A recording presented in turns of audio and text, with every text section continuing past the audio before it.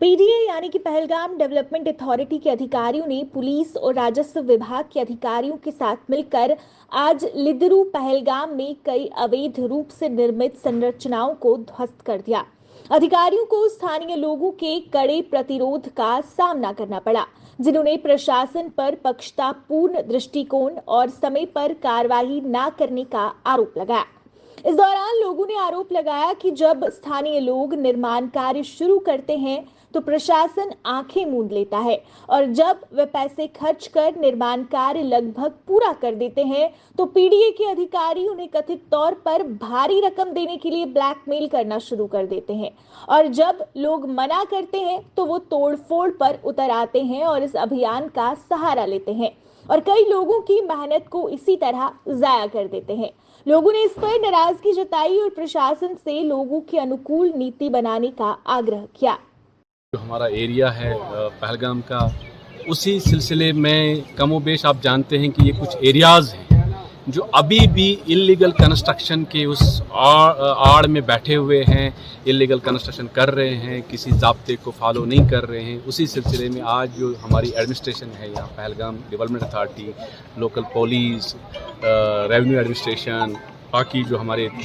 Department से, हम सब का एक मानना है कि पहलगाम की अगर हमने ये जो खूबसूरती है इसको बरकरार रखना है तो यहाँ का जो मास्टर प्लान है, यहाँ का जो इन्वायरमेंट है, यहाँ की जो इकोलॉजी है, उसको मेंटेन रखना बहुत ज़रूरी है। उसी सिलसिले में आज हमारी टीम सुबह से ही लिदरू के इलाके में निकली है और यहाँ आप देख रहे हैं कि पिछले कुछ सालों से यहाँ कंस्ट्रक्शन का जो ज़ोर बड़े उरूज पे है।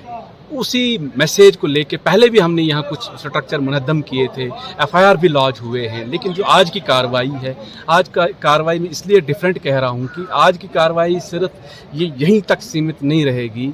ये एक हमारा एक कंटिन्यूअस ड्राइव चलता रहेगा और यहाँ की आवाम जो है उसको हम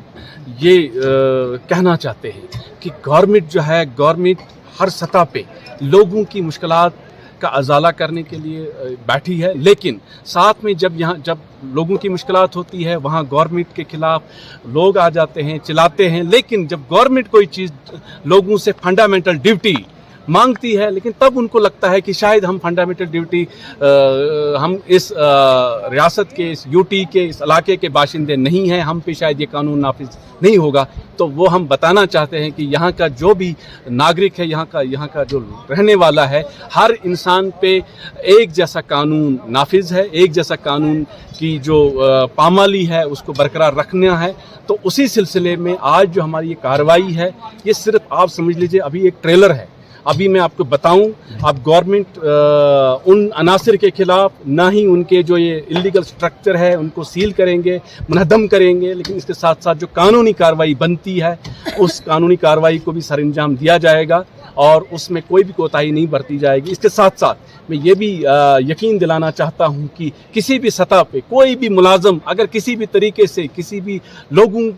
के जो मुश्किलात है उनको अजाला करने में नाकाम रहेगा या उनके साथ मिली भगत करके किसी भी कंस्ट्रक्शन को सरअंजाम देने की कोशिश करेगा, गवर्नमेंट आप कुछ दिनों के अंदर आप देखेंगे कि गवर्नमेंट उन मुलाजमों को भी आइडेंटिफाई करके उनके खिलाफ भी कार्रवाई की जाएगी। सर में आए यहाँ की जो लोकल आबादी है, ये हम बार बार कहते हैं कि पहलगाम